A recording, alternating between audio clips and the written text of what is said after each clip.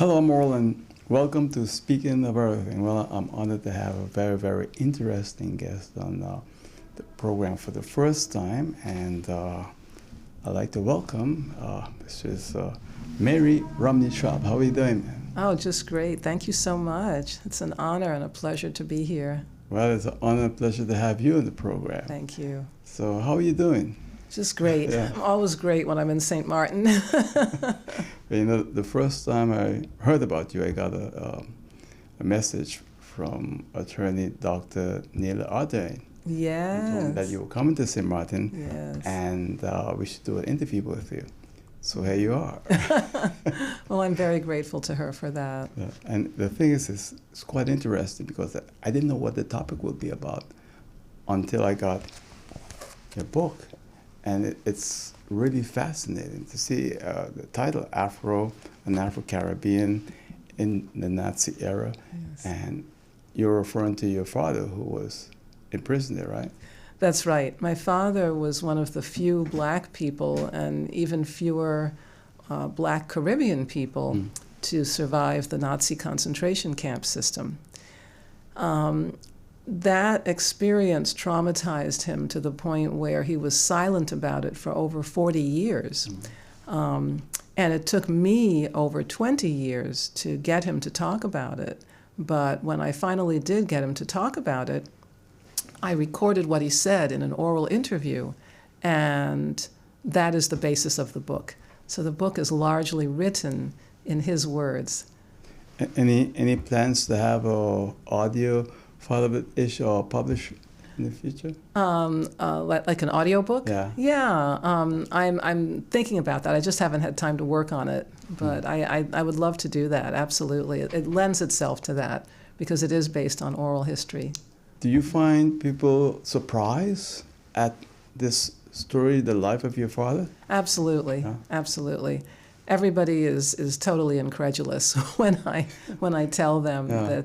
that my father was a prisoner in the Nazi concentration camp system. Yes. In fact, when I first found out about it, I was shocked. I was very deeply shocked. I can still remember the impact of hearing it. It was a very emotional moment in my life. And And you can see the Germans had everything well documented. You could Yes. see the handwriting of your father's name, date of birth. Absolutely. They kept very meticulous records. They were on a campaign of extermination of certain targeted populations. So they wanted to make sure that they could prove that they were killing the people who they were targeting. It was just one of the most horrible periods in human history. I think this generation don't realize what it was like then. That's right. Yeah. That's why we have to study history. I think it's very important for us to know history because it explains the present. I think one of the most powerful, I think that there are two powerful reasons why we need to know history. One of them is that it explains the present because everything that's happening today is the result of what happened yesterday. And so it helps us understand the present. Also, I think that it helps us to avoid repeating the mistakes of the past. So I think that those are two compelling reasons why we need to learn as much history as we can. It helps us understand ourselves, and it helps us understand others. So as a little girl, you weren't aware of your father's experience? That's exactly right. I didn't find out about it until I was 15. And I was deeply shocked, but my mother asked me not to ask my father directly about it and not to let him know that I knew and not to let him know that she had told me because he didn't want to talk about it. She said, he does not want to talk about this, so you really must not let him know that you know about it, and you must never ask him about it. So that's what I did.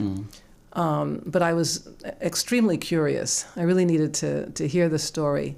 So for many years I tried to sort of maneuver him and paint him into a corner so that I could get him to talk about it. And that took me over 20 years, but I finally was able to get him to talk about it. It's quite interesting because I was watching television just the other day, saw all those vets from Normandy. Guys Yes. between the ages of 96 and 106. Yes. And many of them didn't want to talk about that experience at all. Exactly. Yeah. That's right. That's because it causes a lot of trauma. Okay. I have come to understand that silence is the voice of trauma. And a lot of people in trauma never, ever discuss their trauma. But a lot of people do finally open up and talk about it. It's a very difficult thing to do, but they do it. Despite the difficulty of talking about trauma that one has experienced, it's almost always a very healthy thing to do. While the trauma is inside of you as a memory, it does a lot of damage to you while it's inside. And one of the few ways of externalizing it and getting it out of you is to talk about it. So it's a very healthy thing to talk about trauma that you have experienced. And you have other siblings? I don't have any siblings, unfortunately, no. So when you started to speak with your father about this experience and you started to record it, what was it like? I was fascinated. I was just, I could hardly believe it, but I was fascinated. And, you know, everything he said, I mean, it was very evocative. I could picture so much of what he said. I mean, it was as if I was watching a movie. It was just, and it was more interesting than any movie I've ever seen.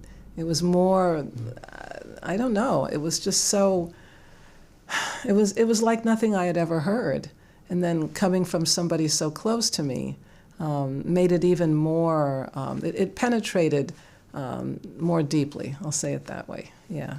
You know, I was speaking with my daughters before I started the interview with you, and I told them that I was going to interview this person, and their father was at a German concentration camp in Austria, and they were so excited. They said they can't wait to watch this. And my second daughter was a medical doctor, was just in Austria a few weeks ago for a medical conference. So she wanted to see it even more. You know, it's amazing when people hear about this. I'm just telling from my own children experience with it.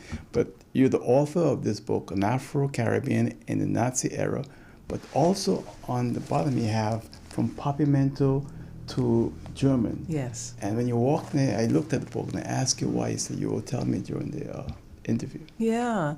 Papiamento to German has a few different meanings. One of them is that the Nazis often allowed prisoners with language skills to live longer. And that was because those prisoners could be used as interpreters. Now, the concentration camps usually had very diverse populations.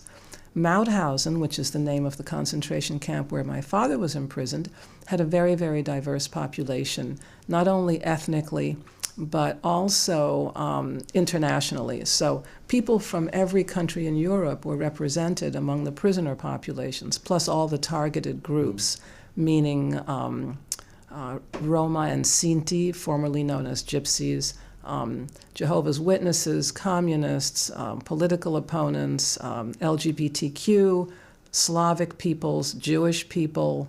There were many, many different nationalities and ethnicities represented among the prisoner population. So with all of those nationalities, there was no common language. So my father, who spoke English, Dutch, German, Papiamento, Spanish, and Italian, was able to communicate with a lot of different people. So one of his nicknames became the translator. So the Nazis, as I said, often allowed people with language skills, prisoners with language skills, to live longer because they could be used as interpreters. So the subtitle, which is From Papiamento to German, is meant to pay tribute to the role of languages in my father's survival. But the other reason why I chose Papiamento to German is because it reflects kind of the span of his wartime experience, or really his life experience, you could say, because Papiamentu represents the Caribbean where he came from and the part of the Caribbean where he came from, the Dutch Caribbean. He lived in Aruba and Curacao. Of course, he was from St. Martin, but he lived in Aruba and Curacao, which is where he learned Papiamentu. So Papiamentu is meant to represent his part of the Caribbean, the Dutch Caribbean. And then German is meant to represent his wartime experience. And the contrast between the two, and the span of experience that took place between the time he was speaking Papiamentu and the role of Papiamentu in his life and the role of German in his life. So Papiamentu to German also represents the kind of idyllic and tropical and warm and just all the positive things about the Caribbean and that part of his life. It's meant to represent his origins. And German is meant to represent the repressive conditions in which to which he was subjected when he was captured by the Nazis. In case you just joined us, I'm Earl Gibbs here, and speaking of our thing, you're watching us on YouTube, Facebook, or you're listening to us on Hot 99.9 FM radio. My guest is Romney-Schaab. She's the author of An Afro-Caribbean in the Nazi Era, subtitled From Papiamentu to German. And you know, it's for many black people, and they hear about the Second World War and Nazi Germany, they think about just one group of people, it's Jews. Earlier, you mentioned a whole lot of different people. It wasn't just Jews alone. But your father, being a black man in that era, how did he arrive in Europe? Yes, that's a really fundamental question. Thank you for asking that. He arrived there because he was a sailor on cargo ships. That was how he was earning a living, as a merchant sailor. So, of course, cargo ships continue to be extremely important in world commerce and trade and consumerism, even now. But in those days, it was practically the only way of transporting cargo. It was the only way. They could do it overland, but internationally, right. From continent to continent, it had to be done by boat. And of course, that continues today. But anyway, those boats all need sailors. They need a crew. Each boat needs a crew. Each ship needs a crew. So he was one of the crew members on that type of ship. So in 1940, he was on a ship that was sailing from Cardiff in Wales on its way to Greece. So it had to sail through the Mediterranean. And when the ship reached the area between Tunisia and Sicily, it struck a floating mine. Now, as we know, a mine is an explosive device. Right. And when it struck the mine, it sank. But the crew, obviously including my father, the whole crew was rescued by a ship from the Italian Navy. And that made my father a prisoner. It made him a political prisoner in Italy. And that was in 1940. That was in June 1940.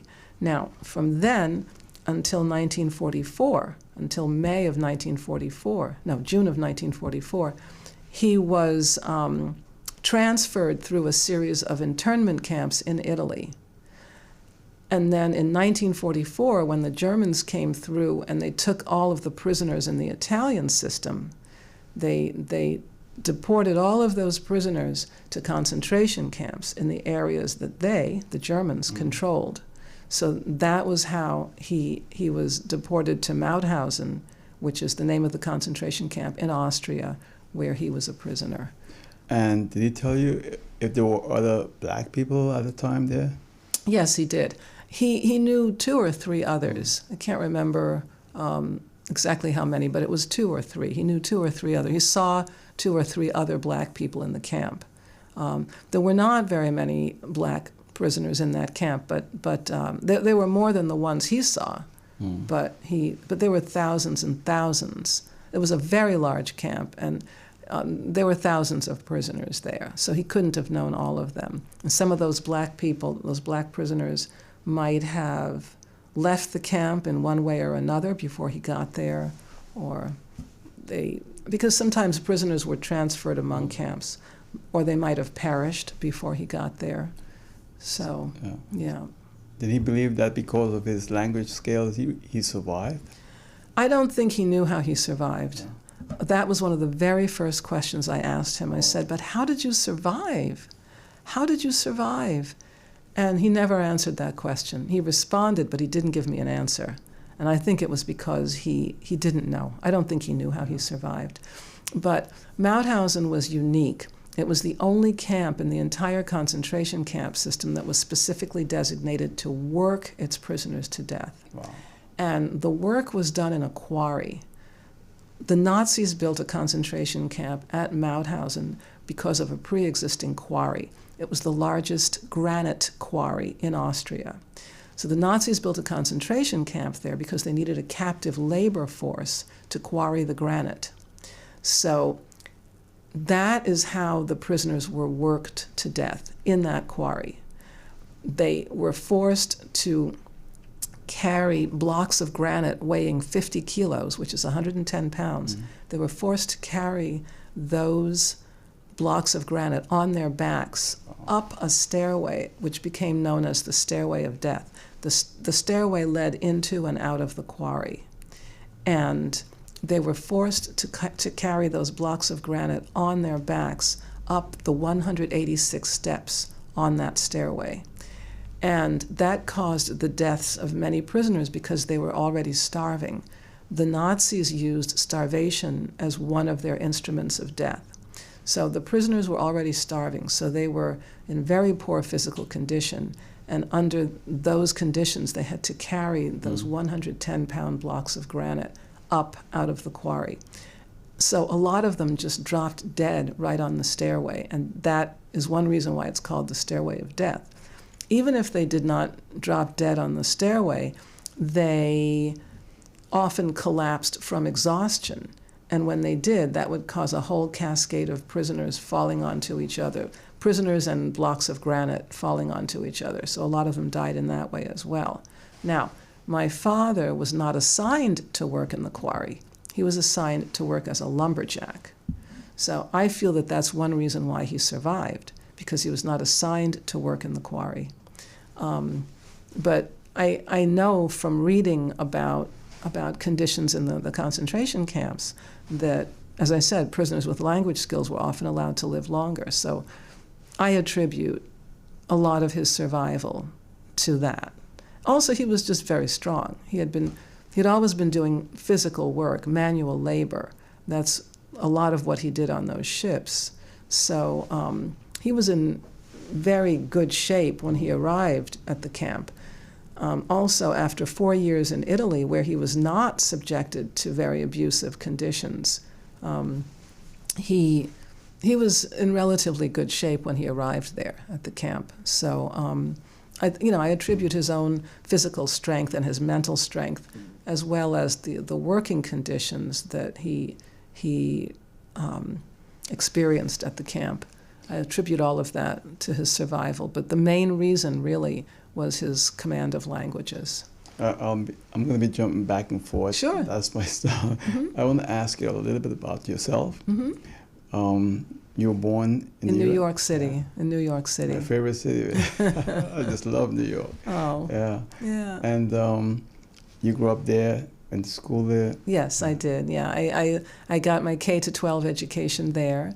And then my undergraduate education was at a college in New England. And then I got, and my first master's degree I got in Spain, in Madrid. I have a degree in a bachelor's degree in Spanish, a master's degree in Spanish, and then 2 more master's degrees, which I got at Columbia University in New York City. One of them is in the teaching of English to speakers of other languages, and that's my profession. And the other one is in instructional media. So that's a little bit about my background. Well, when I saw the name Romney, Romney is a very common name in Cimarron. Absolutely. Absolutely. You have a lot of family in Cimarron. Of course I do. That's why I come here. Oh, absolutely. Nice. But then your other last name, the last name of your husband. Yes. Yeah. People my late husband. My late husband. His name was Philip Schaab. Schaab. Took me a while to learn to pronounce that. So in the United States, I say Schaab. A lot of people have an awful lot of trouble pronouncing it and spelling it. So I usually just use Mary Romney because the second part of it is too difficult for most people in the United States. Schaab. Yeah. Mm-hmm. Yeah. Americans, they change, like Klein is Klein, they change those names. Yeah. So you came to St. Martin often?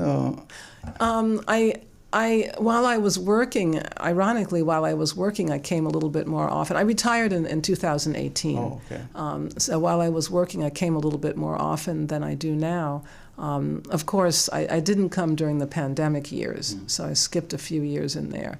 But I've been coming annually again. I started coming annually again in around 2022, yeah. But all my life I've been coming here. The first time I came here was 1962, when I was 10 years old. Wow. And I fell in love with it, of course. But I just feel that everybody should constantly be in contact with their own roots. And that's one reason why I come here. It's very important. Very important. And it's always an honor to be here in St. Martin.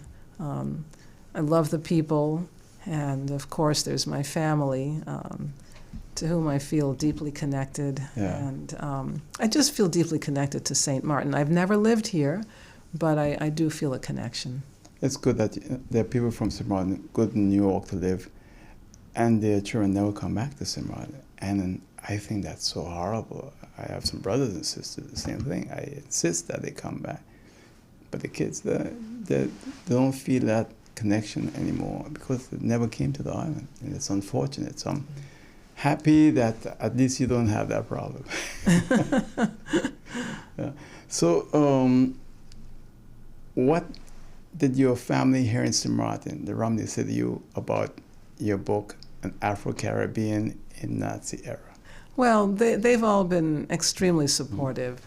Whenever I give a presentation, they attend. Yeah. And I'm just so happy that they appreciate my father's story. Of course, all of the family members in my generation knew my father. And then I think most of the people in the younger generation knew my father. And then we have 2 more generations after that. So we have 4 generations in the family right now.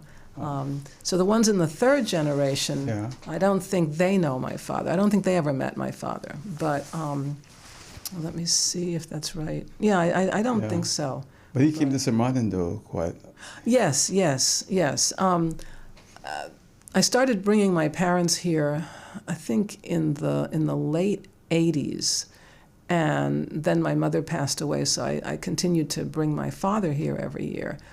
And whenever we came here, we would visit people like Emilio Wilson. Oh, okay. My father and Emilio were best friends, and they were friends for over 80 years. So they were very close. And I used to sit and listen to them reminisce, and it was just fascinating. Yeah.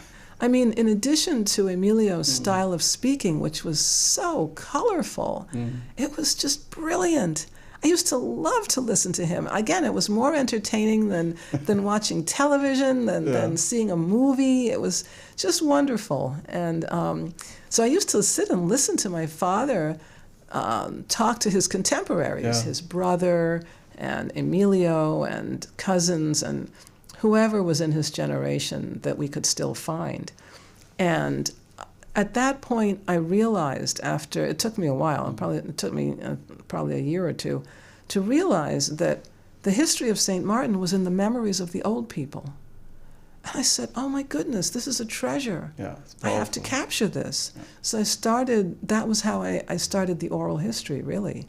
Oh, okay. I started it, before I started the oral history, let's say the more continuous oral history with my father, I started recording some of the conversations with Emilio and some conversations with my father's brother and, again, other contemporaries of my father in that generation because there were so few of them left. because, I used to look for history books on St. Martin because I wanted to learn more about it. And they were always hard to find. I couldn't find much written history about St. Martin. And that was when I realized that the history was in the memories of the old people. And I told other people in my generation that they needed to start recording conversations with their elders. Of course, I don't think that happened, but it would have been a very good thing to do. I find that, when you talk to elders about family history, your own family history, it reveals to you a lot of self-knowledge, and not only knowledge of the family, but a lot of self-knowledge, I think, can be gained from that. But in addition, you also gain a deeper understanding of the historical context in which those people have lived. So I think oral history is very, very important because, and it's important for people in the African diaspora, because our history is quite often, I'll say usually, neglected in the history books. African history and African diaspora history are not widely taught, and as a result, a lot of us don't have a lot of history, a lot of written history to study and learn about. And I mean, the history is there, and some of it is accessible, but I feel that an excellent way to access that history is through oral history, because so much of our history is not in the books. And a lot of it can be accessed just by talking to elderly people, because they've witnessed a lot. Right. Yeah. What about your mother? Was she from St. Martin also? Her parents were from St. Martin, okay. but they had emigrated, and I think, let me see, I guess around the turn of the 20th century, they went to the United States. And she was born there. She was born in the Boston area in 1907. So that means that her parents were there and she was not the oldest child. Oh, okay. There were 2 children ahead of her. So that means that they had settled there at the beginning of the 20th century. Yeah. Did you know other St. Martiners growing up in New York? I think there were 1 or 2, but I mean, St. Martin didn't have that many people in those days. So there weren't that many in New York. There were probably more in the Netherlands and France than there were in New York. But there were some. There's some in the Flatbush area and so forth. Yeah. It's really fascinating. I'm surprised still about your book and the experience of your father and what he went through. And when you was describing the stairway with those granite, the picture you painted there, it's very painful. It was extremely painful. Mauthausen is not a concentration camp that is very well known outside of Europe. It is almost a household name in Europe, but in the United States, almost nobody has ever heard of it. But as I say, it was a unique concentration camp. Now, there were thousands of concentration camps. But as I say, Mauthausen was unique in the concentration camp system. So, you would say it should be better known, but it is not a well-known camp outside of Europe. Now, I just came back from Austria. I just came back from a visit to Mauthausen, or that was part of my visit to Austria, the main reason for going there, because every year at the beginning of May, the anniversary of the liberation of the concentration camp is celebrated by representatives from all of the countries that had prisoners in the camp, plus also the State of Israel and a few other groups. But it's mostly delegations from countries that had prisoners that perished in the camp. And they all gather at Mauthausen to celebrate the anniversary of the liberation of the camp. Now, the camp was liberated by the U.S. Army, so the United States is also represented at that celebration every year. And this year, I had the privilege of accompanying one of the French delegations to that celebration. I'll just say parenthetically that there were over 7,000 people at that celebration, but or I should say at the ceremony. But I had the privilege of accompanying one of the French delegations to the ceremony, and my friends in that delegation, before we went over, maybe a couple of months before we went there, they said, "You need to contact the U.S. Embassy to let them know that you're coming." And I thought, well, why would I want to do that? I mean, why would they care? But I did it. I wrote a letter to the ambassador because I didn't know who else to write to. I mean, when you go to the website, there aren't too many names listed, so you really don't know who to write to, and there are only 2 email addresses that I could find. So I wrote this thing, and I thought, well, I don't think this is going to do any good, but they told me to do it. They're my hosts. I have to do what they say. I did it. But I got a wonderful letter back from a lady who is something like the cultural attaché, something like that. I can't remember her exact title, but she was so gracious and so generous, and she invited me to join the U.S. delegation in the procession at the commemoration ceremony.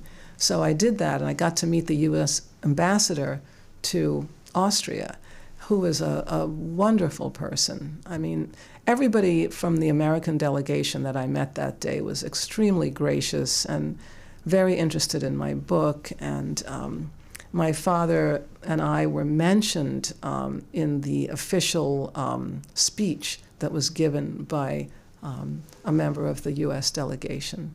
And that was a great honor, I have to say. That was really, that was just wonderful. I really appreciated that. The ambassador was very gracious. She's I think a quite young lady. She's actually my age, or a little bit younger. I think she's 2 years younger than I am. But her name is Victoria Reggie Kennedy, and she's just a lovely person. And I also met Colonel Bauer, and I met the cultural attaché who, that's not her exact title, but her name is Elizabeth Martin Shukran, and she was very, very kind and very generous. They invited me to the embassy, so I went there after returning from Mauthausen to Vienna. I went to the U.S. Embassy, and it was great. I have to say it was a unique experience and a way of honoring my father's memory that I hadn't experienced before. It was my 3rd visit to the concentration camp. I was just going to ask you that. Yeah. My first visit was in 2006, and that was a very, very emotional one. My next visit was in 2018, and that was a little easier. And this one was very different because there were so many other people with whom I could share the experience. So, yeah, this one was a much easier visit. But no visit to that camp is very easy when you think of all the suffering that took place there, and when you remember the reason why that camp existed. But again, I think we need to face these things. I think we need to understand a lot, as much as we can, about history so that we can avoid repeating it, because this could happen again.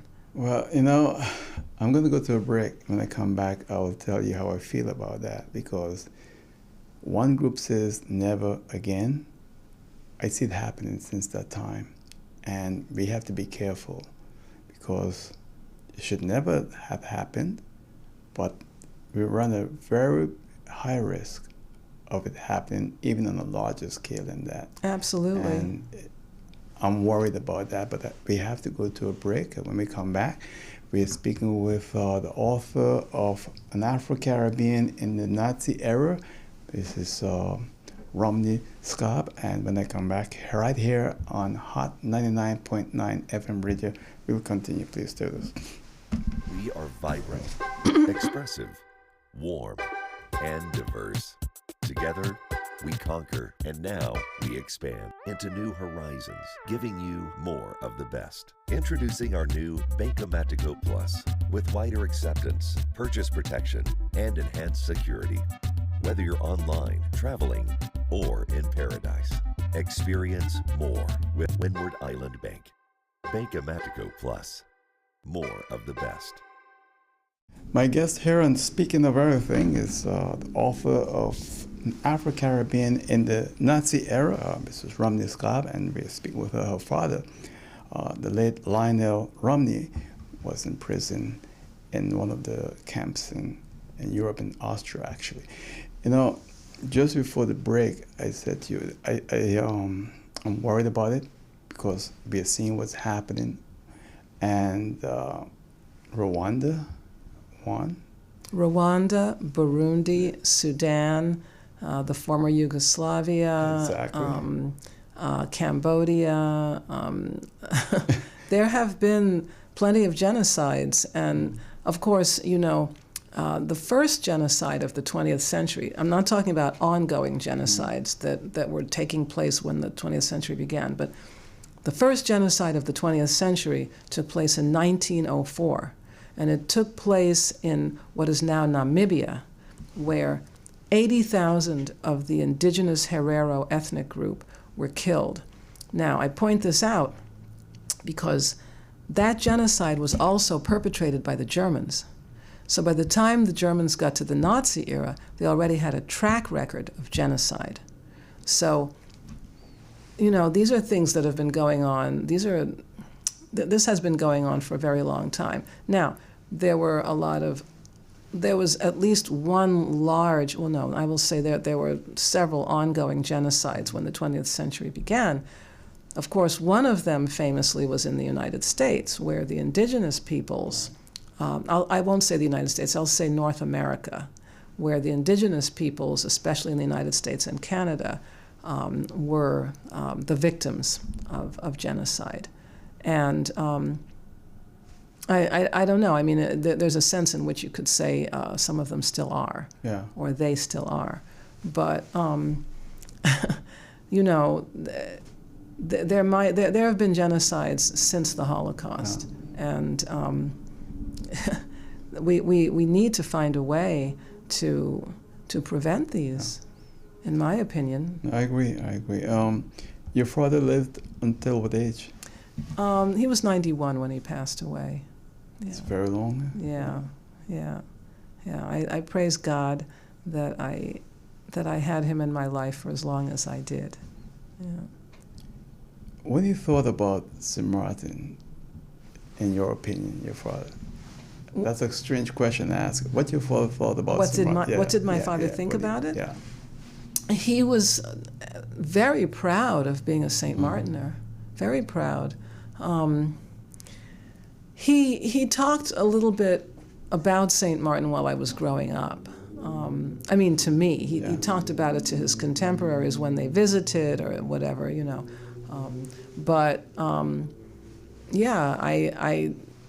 I was always, before I ever visited, I was always very sort of aware of St. Martin and the Caribbean in general, because both of my parents were very proud of their Caribbean heritage, and especially St. Martin. So I was always interested in it. I think that's what really inspired my interest in St. Martin, just hearing my parents talk about it.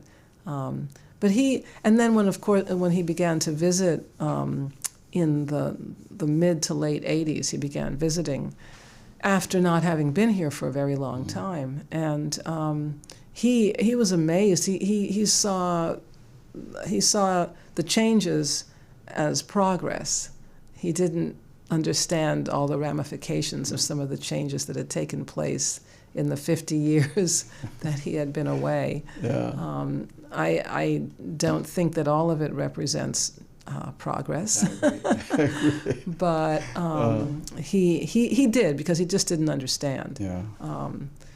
But yeah, he loved coming here. Did your father ever visited the concentration camp? Oh, no. He, remember, for most of his life, he tried not to think about it. He never went back there. Oh, no.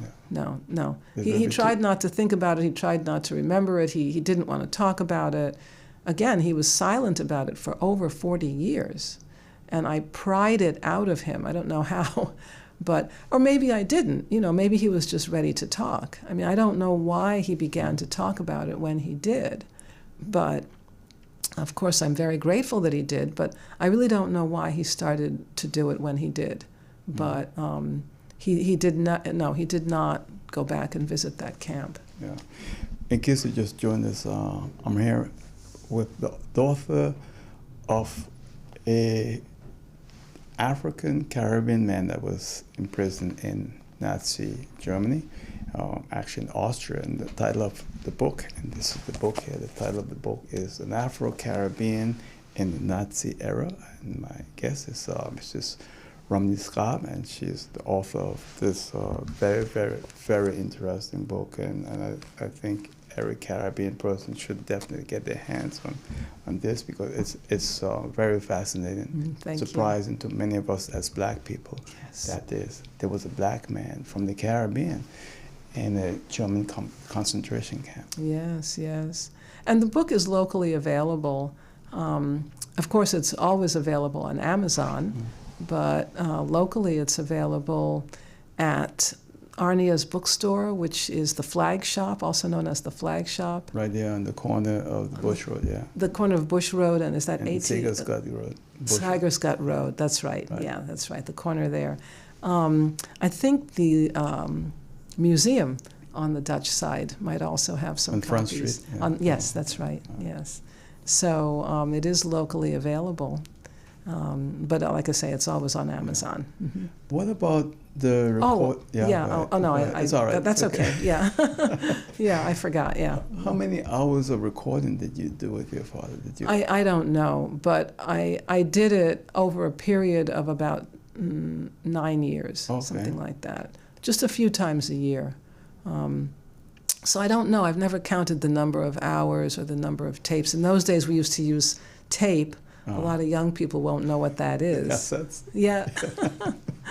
Yeah, I mean, that was back in prehistory, before we had video recorders in our phones. And so, yeah, I spent many hours, but I don't know how many. But it was considerable. Now, on the other hand, he also repeated himself a lot. And he didn't answer all of my questions. So I never got as much information as I was really looking for.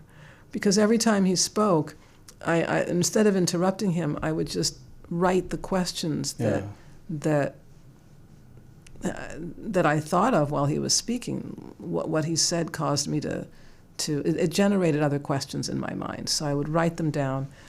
And sometimes I would ask them during that same conversation, and sometimes I would ask them in subsequent conversations. And sometimes he answered them, excuse me, and sometimes he didn't. But he did repeat himself quite a lot. So the net amount of information I got was reduced by that repetition. What kind of person would you say your father was? Well, most people really, excuse me, most people described him as being very quiet. And I think he was. I mean, I think that's legitimate. But he was a very, very friendly person. He didn't smile very much. He was one of those friendly people that just didn't smile that much. Like me, though. After the liberation, did he tell you how he got back to the U.S.? Well, not back, because he had never lived there. Oh, okay. But how he got there, I asked, because I was very, very curious about that. And again, he didn't really give a very comprehensive answer about that. So I really don't know how he got from Austria to New York. I really don't know. I'm sure that he lived in the Netherlands for a while, because that was his country of citizenship. But I don't know really what happened. He didn't go into much detail about that. I know he spent some time in France. I really don't know. I asked him a few times about that, but yeah. Well, we can't know everything. That's but at right. least it's good that you got a chance to speak with him. Yes. And now we have a book. Yes. The book is powerful. Thank you. The history, it's amazing. I can't imagine myself in a situation like that, and it's just, and he survived. That's really a miracle. Yeah. But, one reason why I wrote the book is because I wanted it to be an example of how all of us, even the most, all of us, any everyday person has either witnessed or experienced historical events. All of us have done that. We might think of it as news, but a lot of what's in the news is really are really events that can change the course of history. Right. We've all witnessed those. We've all experienced them.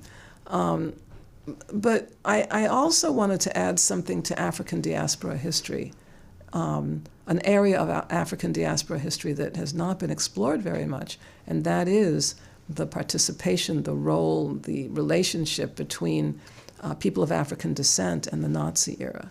But what I wanted to do more than anything with the book was to encourage other people to embark on oral history projects with their elders, either in their families or their communities or both. A lot of elderly people would love to sit and talk about what they have experienced and what they have witnessed and the historical events that they have that they've seen in their lives. But beyond that, it doesn't have to be all trauma like what my father experienced. You don't have to necessarily be looking for that, because there's so many positive things that people have, and so many accomplishments that people have made that are very, very interesting. Well, I think your father's experience is so unusual. It is. And most of us as black people, we have this particular view of the Nazi era, and we think of Jewish people. And by the way, Jewish people come from all races. Also, people think that Jewish is just white. Actually, the first Jews came from Africa. It's recorded. They're black people. But for many of us, we see that every day on television, and it's white Jewish people in Europe that were herded together, 6 million plus, and killed by the Nazis. It's a horrible thing. It's absolutely horrible. It's just, again, one of the worst tragedies in human history. But the total number of people that perished in the concentration camps is 11 million, not 6 million. Why did they mention 6 million of the Jews? Well, I don't know the reason for that, but there were 5 million others. There were 5 million who were not Jewish that were also killed in the concentration camps. I guess they're just speaking about their own group. That's it, basically, yeah. I don't know, but there were 5 million who were not Jewish, and these, again, these consisted of, I can never think of all the groups, but they were the people formerly known as Gypsies, Roma and Sinti. Also LGBTQ, Slavic peoples. There was another, because the Nazis considered those people to be subhuman. And then there were other people. Some of them were criminals, Jehovah's Witnesses, political opponents, communists. They were also among the specifically targeted groups. And those people composed, those and others that I'm forgetting right now, composed the 5 million that also perished in the camps. So there were 11 million that perished in the camps. That number is approximate. Yeah. We'll never know the real number, because a lot, as you said, the Nazis were meticulous record keepers. However, there were some people whose deaths were not registered, and we'll never know how many exactly those were. Another factor is that the Nazis destroyed some of their records, and they destroyed some of their camps. So that's lost. That's lost as well. So we'll never know the exact number, but it's around 11 million. I would dare to say that it's at least 11 million. Now, I've been doing television over 40 years. When you describe that stairway, 100 and how many steps is it? 186 steps, and I have walked up and down that stairway multiple times. I felt it when you was describing it earlier in this interview.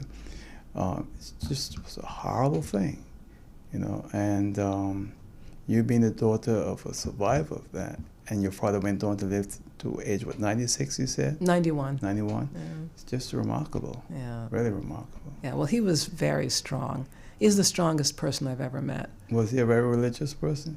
No, he was not. No. He felt abandoned. I'll say it that way. Yeah, I can understand. He felt abandoned. Yeah. Yeah. Sometimes, you wonder, this great loving God would allow something like that to happen to humanity in a way. Yeah. So, is there anything that I didn't ask you that you really would like to share with my audience that you think is important? Well, I guess, again, I would say, try to take some time to spend with your elders and record your conversations with them. You will be amazed at what they have experienced. You'll be amazed. And if they are elders in your own family, I'm not speaking to you personally, I'm speaking to the audience, but I feel that it's very, very important for us as African diaspora people to learn our history. A lot of people who I've spoken to in this area, this geographical area, feel a certain amount of, I would dare to call it shame about our history as African diaspora people. And it shouldn't be. They should not feel that we should be proud that we have survived, we have flourished, we've become successful, we've become among the most positive contributors to every society that we have lived in. A lot of societies are built on our contributions, specifically our labor. But we should be proud of that. Whether it took place in enslavement or not, I think is almost beside the point. We contributed, and we should be very, very proud of that. I think we have a very low self-image of ourselves. And the reason I say that, I agree with you. Daughters. One is an attorney, one is a medical doctor, one is a psychologist. Wow. And then when you get the reaction from your own people, it's like, they're doing that? We can do everything. Absolutely. But that is the result of internalized racism. A lot of the racism and other forms of oppression that we as African diaspora people have experienced has become internalized. And that I would submit that is a form of trauma that is passed from generation to generation. It's also painful for those who move on, because we are stuck in this mental slavery situation. Absolutely. Like we are all own prisoners. Absolutely. Yeah. Again, that's internalized racism. Yeah. And that's one of the most insidious forms of oppression. But it's the result of what other people have not only said about us, but what other people have given the impression that we are. So we have not been in control of our own narrative. We as black people have not been in control of our own narrative. Part of the reason for that is that we don't know our history. There's a lot to be proud of in our history. But again, if you don't know your history, then you are susceptible to other people's version of your history. And other people have, because of racism and other reasons, other people have been defining us. And a lot of us have accepted that narrative, which is extremely deleterious to not only to our self-image, but to our communities and a lot of other things. It's unfortunate. It is. It's very unfortunate. It's been an honor to have you here on this program with me today. The honor is all mine. And it's a pleasure having you here. And you were the daughter of a survivor of a German concentration camp, the late Lionel Romney-Schaab. Yes. The title of your book, An Afro-Caribbean in the Nazi Era, From Papiamento to German. I just want to wish you much success. Anything else you'd like to add in closing? Just my admiration for you and what you do for the local community and what you do for Caribbean people. And I feel your love for St. Martin. I feel that. So I just want to thank you, compliment you, and say how much I admire you and people here in St. Martin that are like you. And there are so many talented and brilliant people here in St. Martin, just like you. So the honor and the pleasure are all mine. Again, thank you, Mrs. Romney-Schaab, Thank and you. Success on your book. All Thank right? you so much. All right, and that's it for now on Speaking of Everything on YouTube, Facebook, and on Hot 99.9 FM radio. See you next time. Take care. Bye.